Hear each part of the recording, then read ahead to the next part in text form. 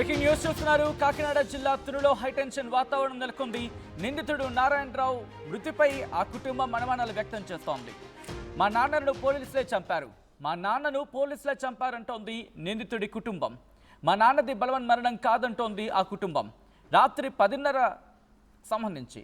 10:30కు ఘటన జరిగితే ఉదయం 7 గంటలకి సమాచారం ఎందుకు ఇచ్చారు అంటూ అనుమానాన్ని వ్యక్తం చేయడం జరుగుతోంది. నిందితుడి కుటుంబం ఘటన జరిగిన వెంటనే ఎందుకు సమాచారం ఇవ్వలేదు అంటూ ప్రశ్నిస్తోంది ఆ నిందితుడి ఫ్యామిలీ. పోలీసులు బలవంతంగా సంతకాలు తీసుకున్నారంటోంది నిందితుడి కుటుంబం. కోమటి చెరువు నుంచి ఆ శరీరాన్ని వెలికి తీయడం జరిగింది. అంటే నిందితుడు నారాయణరావు శరీరాన్ని వెలికి తీయడం జరిగింది. పోలీసులు పోస్ట్ మార్టానికి తరలిస్తూ ఉండగా ఆ కుటుంబం అడ్డుకుంది. దీంతో ప్రస్తుతం అక్కడ ఉద్రిక్త వాతావరణం నెలకొంది. అదిగో మీరు చూడొచ్చు విజువల్స్ లో అక్కడ అంబులెన్స్ దగ్గర ప్రస్తుతం ఆ కుటుంబం అడ్డుగా నిల్చుని అంబులెన్స్ ని ముందుకి కదలనివ్వటం లేదు. ఆ కుటుంబం అక్కడ ఆందోళన వ్యక్తం చేస్తోంది. పోలీసులకు సంబంధించి మీరు చూడొచ్చు పోలీసులతో ఆ కుటుంబం అక్కడ ఆందోళనకు దిగింది, ప్రశ్నిస్తోంది. అక్కడ అడ్డుగా నిలిచింది. విజువల్స్ మీరు చూడడం జరుగుతుంది ఆన్ స్క్రీన్. అక్కడ మహిళా పోలీసులు చేరుకున్నారు. ఆ కుటుంబాన్ని అక్కడి నుంచి పంపించే ప్రయత్నం చేస్తున్నారు. అండ్ మరికొంతమంది పోలీసులు అక్కడికి చేరుకొని ఆ కుటుంబానికి సంబంధించి వాళ్ళ ఆందోళన వ్యక్తం చేస్తున్న సందర్భం. మా కుటుంబానికి నిందితుడు నారాయణరావు కుటుంబం ఒకటే అంటోంది, మా నాన్నది అంటే నారాయణరావుని పోలీసులే ఇటు అది బలవన్మరణం కాదు, పోలీసులే చేయించారని అర్థం వచ్చేలా వాళ్ళు అక్కడ మాట్లాడుతున్న సందర్భం. వాళ్ళు ఆందోళన వెలబుచ్చడం జరుగుతోంది. మరి ముఖ్యంగా నిరసన వ్యక్తం చేయడం జరుగుతోంది. నిందితుడు నారాయణరావు మృతిపై కుటుంబం అనుమానం వ్యక్తం చేస్తోంది. మా నాన్నను పోలీసులే చంపారంటోంది నిందితుడి కుటుంబం. ఒక్కసారి అక్కడ ఏం జరిగిందో చూసే ప్రయత్నం చేద్దాం.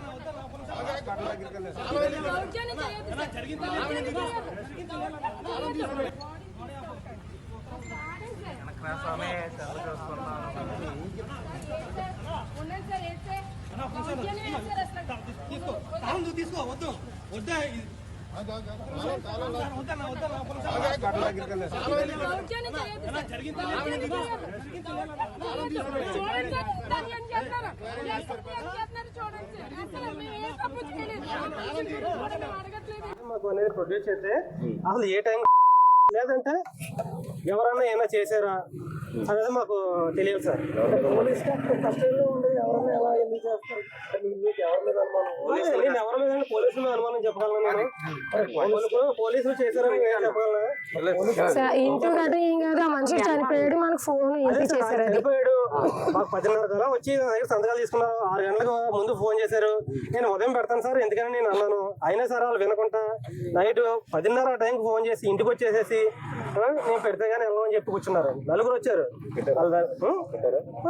ఇంకేం చెప్తామండి, ఏదో పెట్టాం, సంతకం పెట్టిన తర్వాత కొన్ని మార్నింగ్ సిఐ గారు ఫోన్ చేశారు. 6-7 టైం కల్లా ఫోన్ చేసి ఇలాగ మీ నాన్నగారు ఇలాగా సూసైడ్ చేసుకున్నారంటగా అన్నారు. కానీ ఆ సూసైడ్ కాదు కదా, అది నైట్ 10:30కి అదే అప్పుడు బాత్రూమ్ తీసుకొచ్చిన అతను బాత్రూమ్కి వెళ్ళి దూకేశారు అన్నప్పుడు మరి అప్పుడే మాకు ఇంటిమేట్ చేయాలి కదా.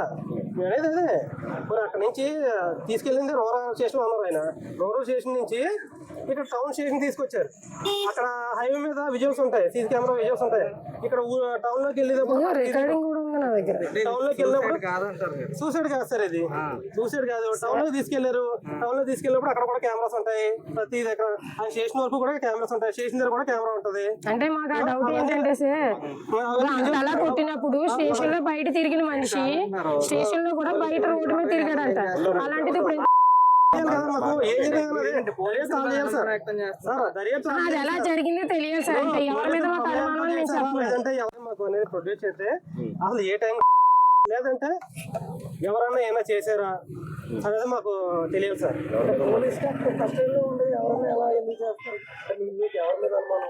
నేను ఎవరి మీద రెండు ఫ్యామిలీలు ఏంటంటే ఆయన ఆవిడ పక్క ఏరియాలో అక్కడ ఉంటుందంటే నా అమ్మాయి ఎవరో కూడా మాకు తెలియదు. ఆ అమ్మాయిని అంటే ఇంట్లో తరచూ వచ్చి పిల్లలు పేరెంట్స్తో కూడా బాగానే కలిసి ఉంటారు కదా సార్. ఆ అమ్మాయిని హాస్టల్ నుంచి తీసుకొచ్చాడో అక్కడి నుంచి తీసుకొచ్చాడో మాకు తెలియదు. ఆ అమ్మాయి ఎవరో తెలియదు అంటే అమ్మాయి అక్కడ చదువుతున్నా కూడా మాకు తెలియదండి. అయితే ఇలా పుకారా వచ్చింది ఆ అమ్మాయిని ఏదో చేశాడని ఎవరో అన్నోన్ పర్సన్ ఏంటంటే వీడియో తీసి పంచడం అని అందరికీ షేర్ చేయడం అనేది జరిగినప్పుడు మేము కూడా ఏం చేసామంటే ఫ్యామిలీ మెంబర్స్ వచ్చి మా వారిని కాలర్ పెట్టుకున్నారు. నేను లోపల ఉన్నానండి. గబగబా వచ్చి ఒరే తమ్ముడు ఇది కరెక్ట్ కాదు, మీకు ఏం జరిగిందో నాకైతే తెలియదు, కానీ నా భర్త ఇక్కడ ఉన్నాడు కదా, నీకేం జరిగిందో చెప్పంటే అక్క నీకు వీడియో చూపించాలక్క, నీ ఉండగా నేను ఏ మాట అనలేను, ఎందుకంటే నువ్వు నాతో చాలా బాగుంటావు, నువ్వు నన్ను చాలా బాగా చూసావు అక్క, నేనేం అనలేను అని చెప్పాడు. అయితే అతను వచ్చే వరకు ఆగ్రా తమ్ముడు అన్నాను. అంతలోకి మా మామగారు బండి వేసుకొని వచ్చాడండి. బండి వేసుకొని వచ్చి ఎలిగేషన్ ఏమీ లేదు సార్. ఇప్పుడు ఏంటంటే నైట్ మాకు ఫోన్ చేశారు, నేను ఈవినింగ్ నుంచి ఫోన్ చేస్తున్నారు. అయితే మేము మార్నింగ్ సైన్ చేస్తామంటే ఊరుకున్న వాళ్ళు నైట్ 10:30కి మాకు ఫోన్ చేసి సైన్ కంపల్సరీ చేయాలని అడిగారు. సార్ మార్నింగ్ చేస్తాం సార్ అని చెప్పామండి. అంటే మేము కోర్టులోని ఇప్పటికిప్పుడు అసలు ఈవినింగే పంపించాలి, ఇప్పటి వరకు పంపించలేదు, మీరు ఒక సైన్ చేస్తే పంపించేస్తామని చెప్పారు సార్. అంటే ఓకే అని చెప్పేసి మా వారు వచ్చారు.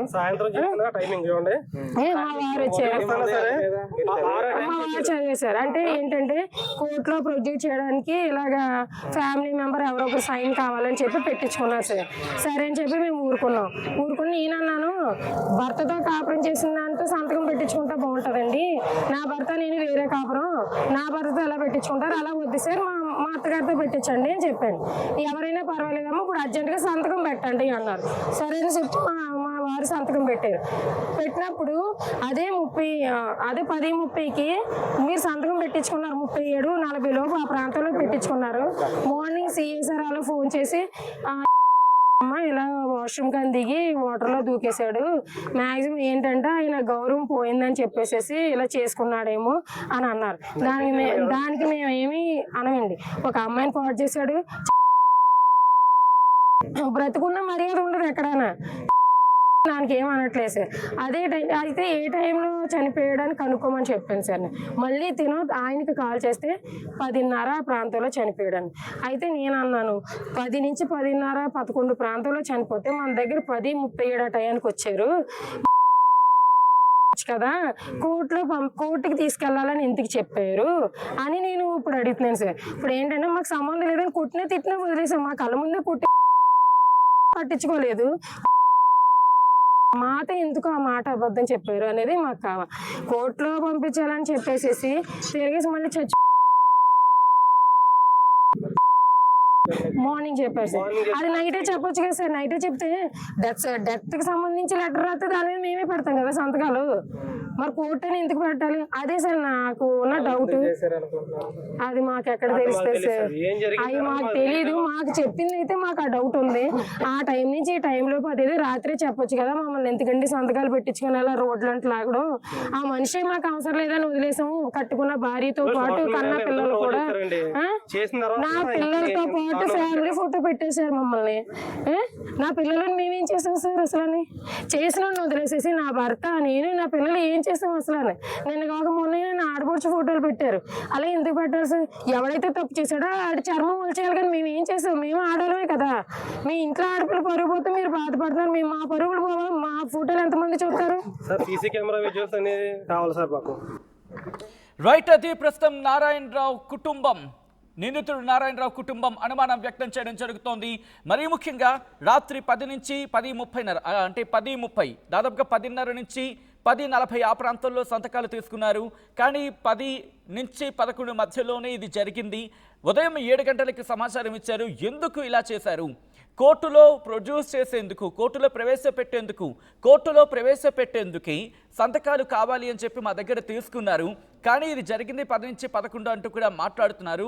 7 గంటలకు మాకు సమాచారం ఇవ్వడం ఏంటి అని చెప్పి ప్రస్తుతం ఆ నారాయణరావు కుటుంబం ప్రశ్నించడం జరుగుతోంది. ఈ ఘటనకు సంబంధించి అనుమానాలు వ్యక్తం చేయడం జరుగుతోంది. పోలీసుల తీరు మీద క్వశ్చన్స్ రైజ్ చేస్తున్నది నారాయణరావు కుటుంబం. ఈ నేపథ్యంలో లీగల్గా ముందుకు వెళ్ళబోతున్నారా, లేకపోతే ప్రస్తుతం వాళ్ళు అక్కడ నిరసన వ్యక్తం చేసిన సందర్భం ఆ విషయాలు మీరు చూడొచ్చు. ఈ బాక్స్ మీరు చూస్తే కనుక నారాయణరావు కుటుంబం అక్కడ పోలీసులకు మధ్య వాగ్వాదం చోటు చేసుకుంటోంది. నారాయణరావు కుటుంబం ఒకటే అంటోంది, మా నాన్నకి దీనికి సంబంధం ఏంటి, ఒకవేళ ఉండుంటే కనుక మొత్తం చెంబడాలు ఒలిచేయండి, అంటే మొత్తం తోలు తీసేయండి అనే అర్థం వచ్చేలా అవి మాట్లాడిన సందర్భం. మరీ ముఖ్యంగా ఎవరైనా తప్పు చేస్తే కనుక కఠినంగా శిక్షించండి, మరి ముఖ్యంగా ఇటువంటిది ఏంటి అంటూ అని అర్థం వచ్చేలా ఇటు నిందితుడి ఫ్యామిలీ ప్రస్తుతం ఆరోపించడం జరుగుతోంది. ఇటు పోలీసులకి అటు నారాయణరావు కుటుంబానికి మధ్య ఒక రకంగా చెప్పాలంటే ఒక ఘర్షణ వాతావరణం మీరు చూడొచ్చు. మహిళా పోలీసులు కలగజేసుకొని ఆ మహిళను అక్కడి నుంచి పక్కకు జరిపే ప్రయత్నం చేస్తున్న విజువల్స్ ఒకసారి ఫుల్ ఫ్రేమ్కి వెళ్ళే ప్రయత్నం చేద్దాం. ఎందుకంటే అక్కడ ఉద్రిక్త వాతావరణం నెలకొన్న పరిస్థితి.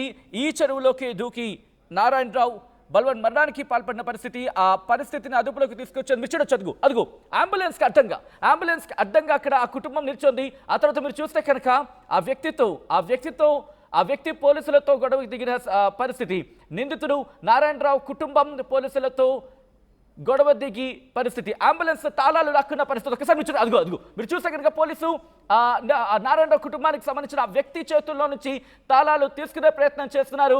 అక్కడ పోలీసు అధికారులు చుట్టూతా మొత్తం పోలీసు అధికారులు అక్కడే ఉన్నారు.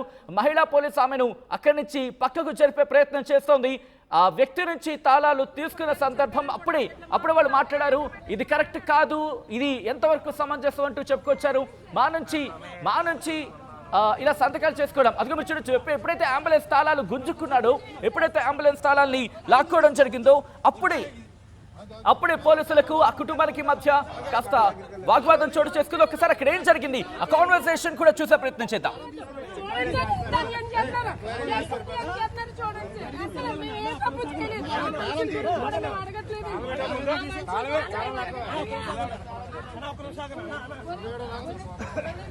చూడండి, అసలు మేము అతన్ని ఎందుకు కొట్టారు చంపారని కూడా అడగట్లే. మాతో సంతకాలు ఎందుకు పెట్టించుకున్నారని అడుగుతున్నాం.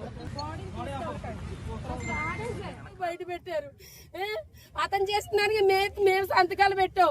సంతకాలు పెడితేనేమో మళ్ళీ తిరగేసేసి 7 అప్ చెప్పి పలానా టైం చచ్చిపోయాడంటే ఆ టైంకి నా దగ్గర లేదా ప్రూఫ్. నా దగ్గర ఉంది ప్రూఫ్. ఎవరెవరో మాట్లాడారో 4 వచ్చారు. ఆ 4 ప్రూఫ్ రైట్. అది మరి ముఖ్యంగా కోర్టులో సబ్మిట్ చేయడానికి కోసం అని చెప్పి అక్కడ డాక్యుమెంట్స్ మీద సంతకాలు పెట్టించుకున్నారు. కానీ ప్రస్తుతం దీనికి సంబంధించి అంటే కోర్టులో ప్రొడ్యూస్ చేసేందుకు అనే పేరు చెప్పి సంతకాలు తీసుకున్నారు. కానీ ఇటు నారాయణరావు ఆ శరీరానికి సంబంధించి భౌతికాయానికి సంబంధించి సంతకాలు తీసుకురాని చెప్పి మాకు తెలియదు అనే అర్థం వచ్చేలా ప్రస్తుతం ఆ కుటుంబం మాట్లాడుతోంది. ఈ నేపథ్యంలో అక్కడ ఏం జరుగుతుందో డీటెయిల్గా తెలుసుకునే ప్రయత్నం చేద్దాం. మా ప్రతినిధి ప్రకాష్ కూడా అప్డేట్స్ అందించేందుకు లైవ్లో సిద్ధం కాబోతున్నారు. అంతకన్నా ముందు ఇదే అంశానికి సంబంధించి డిఎస్పీ శ్రీహరిరాజు రియాక్ట్ అయ్యారు. ఆయన ఏమంటారో చూద్దాం. నిన్న సాయంకాలం తొనిలో మీడియా సమావేశంలో ఎక్కువ అరెస్ట్ చేసి మీ అందరికీ కూడా తెలియపరిచిన తర్వాత ఆయనకి మెడికల్ ఎగ్జామినేషన్ జరిగిన తర్వాత మళ్ళీ పోలీసుగా తీసుకుని వచ్చాం. రికార్డ్ అంతా తయారైన తర్వాత అరెస్ట్ ఇంటిమేషన్ అది ఇచ్చిన తర్వాత కోర్టుకి ఎస్కార్ట్ ఇచ్చి కోర్టుకి పంపించాం. కోర్టు వారికి కూడా రిక్వెస్ట్ చేసాం. కొద్దిగా లేట్ అయింది రిమాండ్ తీసుకుని, ఎందుకంటే లోకల్గా మేము శాంతి భద్రతలు కానీ మిగిలిన విషయాలు కూడా చూసుకోవాలి కాబట్టి రాత్రి మీద పంపించడం జరిగిన తర్వాత మార్గ మధ్యంలో కోమటి చెరువు ఏదైతే ఉందో అక్కడ ఈ నిందితుడి యొక్క రిక్వెస్ట్ మేరకు వీళ్ళు ఆపారు. బండి ఆపి ఆయనకి సమ్ నేచురల్ కాజ్ నుండి లేదా బహిర్భావం నుండి దానికి అవకాశం ఇచ్చారు. ఇచ్చినప్పుడు మిస్ చేయడని చెప్పి వాళ్ళు మాకు తెలియపరిచారు. మరి ఆయన పారిపోయాడా ఎటువైపు వెళ్ళి ఏంటంటే వాళ్ళు ఆ చీకట్లో అయితే గమనించలేదు. శబ్దం అయితే వచ్చిందని చెరువులో అన్నారు. కాబట్టి మ్యాగ్జిమం చెరువు అని చెప్పేసి వెంటనే నేను మన అతని రూరల్ సీఏ గారు టౌన్ సీఏ గారు వచ్చి ఏరంతా కూడా పరిశీలించడం జరిగింది. అలాగే ఫైర్ సర్వీస్ వారికి కూడా ఆ టైంలో మనం ఇన్ఫర్మేషన్ ఇచ్చాం. వారు కూడా వచ్చారు. కానీ ఆ టైంలో పూర్తి స్థాయిలో ఆ వాతావరణం అనుకూలించుకో వాళ్ళైతే చేయలేదు. అంటే అప్పుడు ఇంకా పూర్తిగా చెరువులోనా లేకపోతే చుట్టుపక్కల ఎక్కడ ప్రాంతం నుంచి కన్ఫర్మ్ కూడా కాలేదు మాకు. ఇప్పుడు ఉదయం వచ్చిన తర్వాత ఈ గజెత్తగాలు రావడం వీళ్ళంతా కూడా ఈ సెర్చ్ ఆపరేషన్స్లో బాడీ ట్రేస్ అవడంతో దానికి రాత్రి వాళ్ళు ఏదైతే శబ్దం వచ్చిందని చెప్పారో దీనికి కూడా కరెక్ట్ అని చెప్పి ఇప్పుడు అనిపిస్తుంది. నేచురల్ కాజ్ అన్నది అది రైట్. అది డిఎస్పీ శ్రీహరిరాజు రియాక్షన్. డీటెయిల్గా తెలుసుకునే ప్రయత్నం చేద్దాం. అసలు ఏం జరుగుతోంది, ప్రస్తుతం ఆ కుటుంబం ఇంకా అక్కడే ఉందా, అక్కడ బైఠాయించడం జరిగిందా, నిరసన వ్యక్తం చేస్తోందా, ఏమంటోంది, దాంతోపాటు లీగల్గా ముందుకు వెళ్లేందుకు ఎటువంటి అవకాశాలను పరిశీలించడం జరుగుతోంది, డీటెయిల్గా మాట్లాడుకునే ప్రయత్నం చేద్దాం. మా ప్రతినిధి ప్రకాష్ అప్డేట్స్ అందించేందుకు ప్రస్తుతం సంఘటన స్థలం దగ్గర ఉన్నారు. నేను నేరుగా ప్రకాష్ దగ్గరికి వెళ్తున్నాను. ప్రకాష్, ప్రస్తుతం అక్కడ ఎటువంటి పరిస్థితి ఉంది? ఆ కుటుంబం ఆందోళన వ్యక్తం చేస్తోంది, నిరసన వ్యక్తం చేస్తోంది. ప్రస్తుతం అక్కడ ఉద్రిక్త వాతావరణం కంటిన్యూ అవుతోందా, అదుపులోకి వచ్చిందా? కాకినాడ